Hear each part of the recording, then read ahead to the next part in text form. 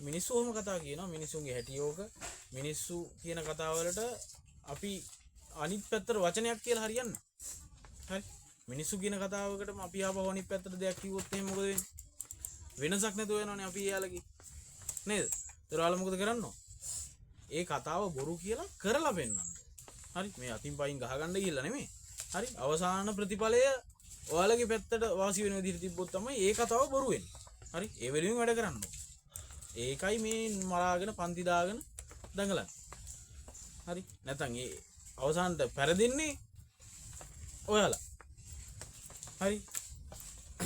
ජයග්‍රහණය පරාජය කියන දෙකම බාර ගන්න පුළුවන් වෙන්න ඕනේ. හැබැයි ජයග්‍රහණය වෙනුවෙන් උපරිම සටන් කරාට පස්සේ. හරි. ඊට පස්සේ පරාජයත් වුණාට අවුලක් නැහැ. ජයග්‍රහණයට සටන් කරන්නෙත් නැතුව පරාජයත් වුණොත් එහෙම එතන සටනක් තිබිලා නැහැ. නේ? ඔන්න ඔකයි කියන්නේ. හරි දැන් අම්මලා බලන් ඉන්නෝනේ කොහොමද දිනනකම් දිනලා එනකම්. ඒකට දෙන්න ඕනේ ගෞරවය. අපි දිනුවා අපිට පුළුවන්. දෙයක් කරනකොට ඒ වෙලාවේ ඒ වැඩේ ඉන්න ඕනේ. ඒ ඉගෙන ගන්නකොට ඉගෙන ගන්න එකේ ඇතුළේ ඉන්න ඕනේ. මොනව කරත් ඔළුවේ තියෙන්න ඕනේ මම ඉගෙන ගන්න ඕනේ කියන්නේ. හරි දැන් ওই ටික කාලයක් යනකොට ඔයාලා යනවනේ ඔය දැන් හිතන්නකෝ පාඩම් කර කර ඉන්න. දැන් ඔයාලා මම මේ කිව් එක අහලා ගිහිල්ලා පාඩම් කරනවා. හරිද පාඩම් කරන දවස් 3ක් විතර පාඩම් කරනකොට අර මොරාල් එක බහැලා යනවා. ඊට පස්සේ ආයෙත් මොකද වෙන්නේ අර පෙර පරිදි විදිහටම මේ පොතෙන් ඈත් වෙලා ආයෙත් ඔහේ සාමාන්‍ය විදිහටම යනවා. එතකොට මේ ඕක හිතට දාගන්න ඕනේ කරන්න ඕනේ කියලා. එතකොට අර ඩිසිප්ලින් ඕනේ කියන්නේ ඒක. හරි. එකම විදිහට වැඩ කරගෙන යන්න ඕනේ. ඒක කරන්න නම් ඔයාලා දවස් 4ක් 5ක් 6ක් 7ක් එක දිගට බලෙන් හරි වැඩ කරන්න. එතකොට එතනින් එහාට හුරු වෙනවා. ඒක අපේ ඇඟට මම පාඩම් කරන්න ඕනේ මේ වෙලාවට කියලා හුරු වෙනවා. හරි. එහෙනම් ඩිසිප්ලින් ටිකත් හදා ගන්න ඕනේ. මොටිවේෂන් එකත් එක්කම ඩිසිප්ලින් ටිකත් හදා ගන්න.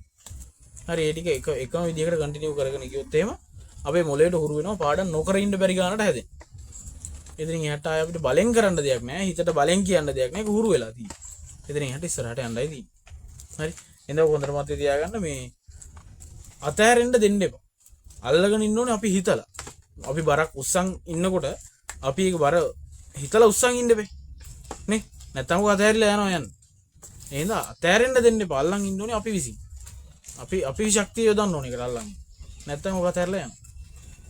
නේද? දැන් සමනලයේ කතාව ගන්නකො. ඌ තනිකරම මොකෙක්ද?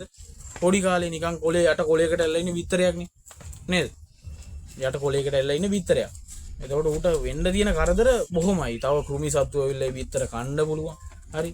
එතකොට කොහොම හරි ඌ බේරිලා කීටය එනවනේ එළියට. දලඹුවා එනවනේ එළියට. හරි.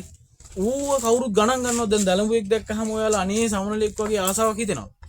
නැහැනේ. කිසිම මම මේ එහෙම කියනව නෙමෙයි. අපි දලඹුවෙක්ට ආස නැහැනේ ළඟින් තියාගෙන ඉන්න. හැබැයි සමනලෙක් ඇවිල්ලා ඔයාලා ඇඟේ වැහුවොත් ඔයාලා මුකුත් කරන්නේ නැහැනේ ඌට. hina වෙලා බලන් ඉන්න ඕනේ. එතකොට අර දලඹුවා තමයි අවසානට සමනලයවටපත් වෙන්නේ. අක්‍රීය අවස්ථාවක් ගත කරනව නේද? අමාරු කාලයක් ගත කරනවනේ කෝෂයක් තුල. සමනලය වෙන්න පණුවා සමනලයක් වෙන්න නම් අර අමාරු කාලයක් ගත කරන්න ඕනේ. එතකොට තමයි සමාජයෙන් පිළිගැනීමක් හම්බෙන්නේ. මේ සමනලයක් විදිහට ලස්සනට එළියට එන්නේ එතකොට. එතකොට දලඹුවාට සමනලයක් වෙන්න නම් එයාට අක්‍රීය අවස්ථාවක් ගත කරන්න සිද්ධ වුණා. අමාරු කාලයක් ගත කරන්න සිද්ධ වුණා. ආහාර කිසිවක් ගන්නෙත් නැතුව. ඒක අමාරු කාලයක්. ඒක අමාරු කාලයක් ගත කරලා එයා එළියට එන්නේ කවුරු විදිහට? සමනලයක් විදිහට. දැන් බොන්නේ මොනවද? මල් පැණි. හරි. ඔන්න ඔකයි වෙනස. කට්ටක් කන්න ඕනේ ලස්සන කාලයක් ඉස්සරහට හදා ගන්න ඕන නම්. එහෙම නැත්තම් ඉතින් හැමෝම එකම විදිහට ඔහේ යනවනම් ඒ කිසි නෑනේ මේ. එහෙම වෙන්නේ නෑනේ. කවදාවත් එහෙම වෙන්නේ නෑ. හරි. කට්ට කණේ කාට තමයි අවසානට මදේ හම්බෙන්නේ. හරි අපි මේ ඉවර කරලා දාමු.